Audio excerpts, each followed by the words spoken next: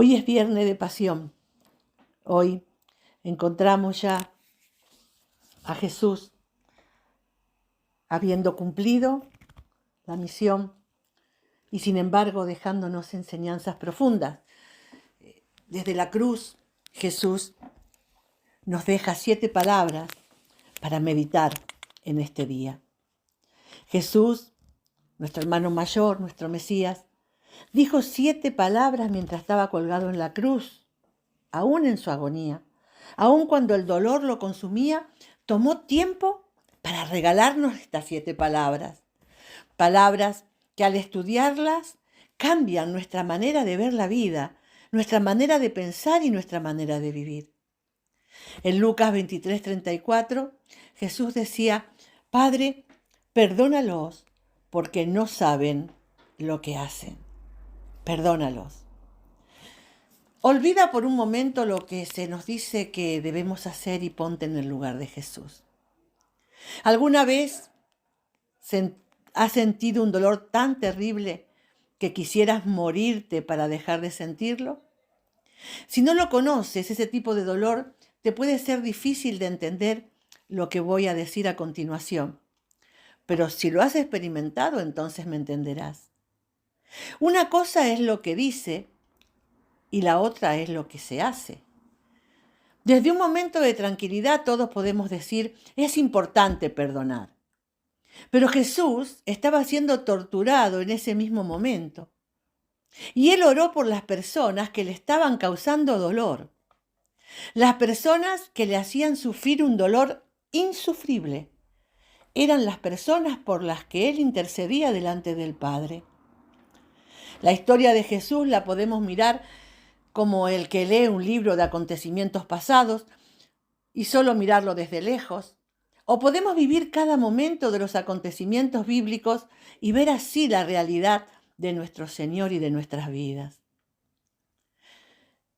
¿Qué se me podría hacer a mí que sea tan terrible como lo que se le hizo a Jesús? Y si aún se me hiciese, yo soy un pecador, una pecadora, y me merezco las cosas malas que pasan en mi vida, pero Jesús nunca pecó, nunca le causó mal a nadie. Por eso la pregunta que surge de estas palabras de Jesús es, ¿qué me puede impedir a mí que yo perdone? Por eso te digo que estas palabras pueden cambiar tu vida como han cambiado mi vida. Porque si yo creo que Jesús las dijo, si yo creo que las dijo en el mismo momento de su agonía, y sobre todo si yo creo que su petición fue genuina, donde él realmente deseaba que Dios los perdonara, es más, su gozo, aún en ese momento, estaba en que el Padre los perdonase. Lo que Jesús predicó fue genuino. Cuando dijo orad por vuestros enemigos, era porque él mismo lo hacía y lo hace.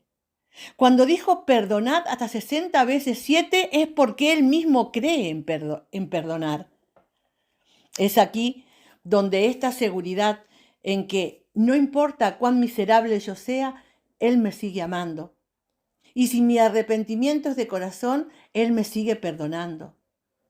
Por la sencilla razón que ese es él, un Dios de perdón y de misericordia. Hoy tengo paz, esa paz que él me ha dado por su perdón. Por Jesús decir estas palabras, Padre, perdónalos, es que yo estoy aquí predicando y hablando acerca del perdón que Jesús declara en la cruz del Calvario. Mi seguridad en él no depende de mi palabra, depende de su oración en mi favor. Padre, perdónalos, porque no saben lo que hacen. De cierto te digo que hoy, le dice aquel ladrón que estaba clavado en la cruz al lado suyo, de cierto te digo que hoy estarás conmigo en el paraíso. Lucas 23:43. Siempre se nos habla del ladrón bueno, del ladrón malo, que fueron crucificados con Jesús, pero hay más de esta historia. Cuando los dos ladrones fueron crucificados con Jesús, uno a la derecha y el otro a la izquierda, los dos injuriaban al Señor, los dos se burlaban de él. Dice Mateo 27:44, entonces crucificaron con él a dos ladrones, uno a la derecha y otro a la izquierda. Lo mismo le injuriaban también los ladrones que estaban crucificados con él, dice el versículo 44. Observa cómo dice aquí los ladrones. Pero algo sucedió en el transcurso de esas amargas horas. Algo que le dijo a uno de los ladrones que este Jesús no era un hombre cualquiera. Algo le dijo, algo sucedió en el corazón de uno de los ladrones y comprendió de que este hombre era un rey. Quizás pudo haber sido el letrero que pusieron sobre su cabeza. Había también sobre él un título escrito con letras griegas, dice Lucas 23:38, latinas y hebreas. Este es el rey de los judíos. O quizás algo más específico. Quizás fue algo en el mismo Jesús. Quizás fue el momento donde oró por sus transgresores. Quizás cuando escuchó aquellas primeras palabras, perdónalos. O quizás fue una mirada de amor. ¿Te acuerdas cuando Jesús te llamó?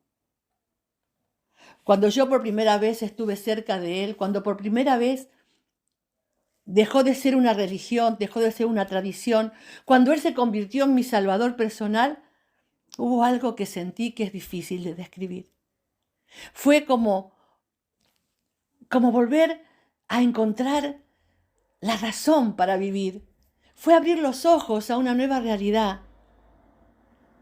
Me pasó algo así como también les pasó a los discípulos de Emaús. Ardía mi corazón. Dice Lucas 24 que los discípulos de Emaús iban caminando hasta que Él comenzó a hablarles y comenzó a abrir las escrituras delante de ellos y dice que sus ojos fueron abiertos y que su corazón ardía. Hay algo en Jesús que ningún otro hombre tiene. Hay un profundo amor que continuamente está emanando de su persona. ¿Cómo puedes resistir ese amor? ¿Cómo se puede resistir? Uno de los ladrones, creo, que se rindió a ese amor de la mirada de Jesús. Acuérdate de mí, le dijo, cuando vengas en tu reino. Con estas palabras se atrevió aquel hombre a hacer una oración. Con estas palabras le reconoció como rey, aun cuando su rostro estaba desfigurado y su corona era de espinas. ¡Qué momento tan impresionante! Nosotros necesitamos ver milagros para creer. Este hombre necesitó ver el amor en la mirada de Jesús, en las palabras de Jesús. Nosotros que cuando una sola cosa nos va mal nos alejamos del Señor. Dejamos de congregarnos. Nuestra fe se desvanece. Pero este ladrón le creyó a Jesús. Sin pruebas, sin milagros, sin razonamiento, solo con mirarlo. El amor de Jesús manaba de su mirada. Todos podemos comenzar con un corazón duro como este ladrón lo hizo, pero tiene que haber algo en nosotros que se derrita ante la presencia de Dios.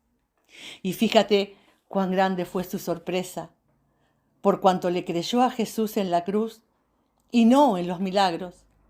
Este ladrón, este insignificante hombre para la sociedad, fue el primero en entrar con Jesús en el paraíso.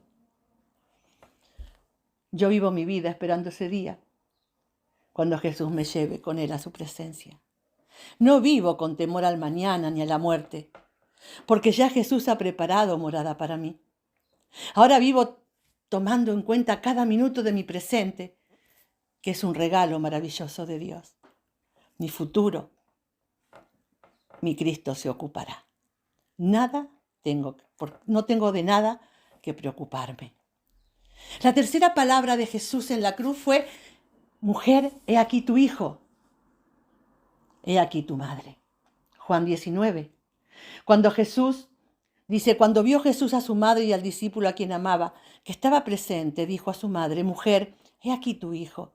Y después dijo al discípulo, he aquí tu madre. Y desde aquella hora el discípulo la recibió en su casa. La humanidad de Jesús queda marcada en esta palabra en una forma viva. Cuánto amaba Jesús a su madre, que aún en la hora de su muerte y su agonía todavía se ocupaba de ella, todavía la seguía protegiendo. Qué momento tan difícil para María ver a su hijo clavado en la cruz. Seguro que su llanto no encontraba consuelo, aun cuando ella había dicho, he aquí la sierva del Señor. Yo admiro a María. María en su entrega a Dios. ¿Cuántos de nosotros no estamos dispuestos a sacrificar ni siquiera una hora de nuestro tiempo por el Señor? Y he aquí María estaba dispuesta a soportar aún el dolor más profundo al ver a su hijo morir en la cruz sin haber cometido falta alguna. Jesús sabe que el dolor es grande. Él conoce lo que es el sufrimiento. Y cuando tú te le acercas en oración, el Señor se ocupa de ti, porque tú eres un ser muy amado para Él. Él sabe lo que estás pasando. Él no te abandona ni te ignora. Justificado hubiera sido para Jesús concentrarse solo en su dolor, pero no lo hizo, sino que sacó tiempo para ocuparse de su madre y de Juan. A Juan, el más joven de sus discípulos, tampoco quería dejarlo solo. Yo sé que Jesús oye mis oraciones. Yo sé que entiende mi dolor y estoy segura que se ocupa de mí, que no me deja sola en ningún momento. Esta palabra me confirma que mis oraciones no se pierden en el aire. Esta palabra me anima a pasar tiempo con mi Salvador y me deja ver que el orar es una delicia, es un milagro extraordinario del cual Dios me hace partícipe. La cuarta palabra dice, Elí, Elí, lama sabactani. Elí, Elí, lama sabactani. Cerca de la hora novena, Jesús clamó con gran voz, dice Mateo 27, 46, y dijo, Dios mío, ¿por qué me has desamparado? Muchas veces me pregunté, ¿por qué Dios abandonó a su Hijo? Cuando la gente oyó a Jesús decir estas palabras, pensarían que estaba pidiéndole ayuda a Dios. O tal vez a los más cercanos. No. Jesús estaba clamando y en su profundo dolor estaba diciendo, ha llegado la hora de las tinieblas, ha llegado ya sobre la tierra la hora novena. Ahora estoy completamente solo. La hora sexta es el mediodía para nosotros y la hora novena son las 3 de la tarde. Este es el tiempo cuando más fuerte brilla el sol. Pero aquel viernes fue diferente. Todas las tinieblas del infierno se levantaron contra Jesús. Todo el pecado del mundo fue puesto sobre él. Él, que nunca había conocido pecado, se hizo pecado por nosotros. Dice 2 de Corintios 5:21, al que no conoció pecado, por nosotros lo hizo pecado, para que nosotros fuésemos hechos justicia de Dios en él. Sí, tu pecado y el mío fueron sobre él. Tú y yo debimos haber muerto en aquella cruz, no Jesús, pero él tomó nuestro lugar.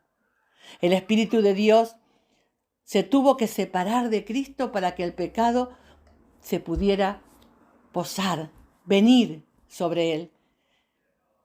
Y así quiso el Señor que quedase constancia de tan gran sacrificio y de tan gran momento cuando tomó nuestro lugar. Dios mío, ¿por qué me has desamparado?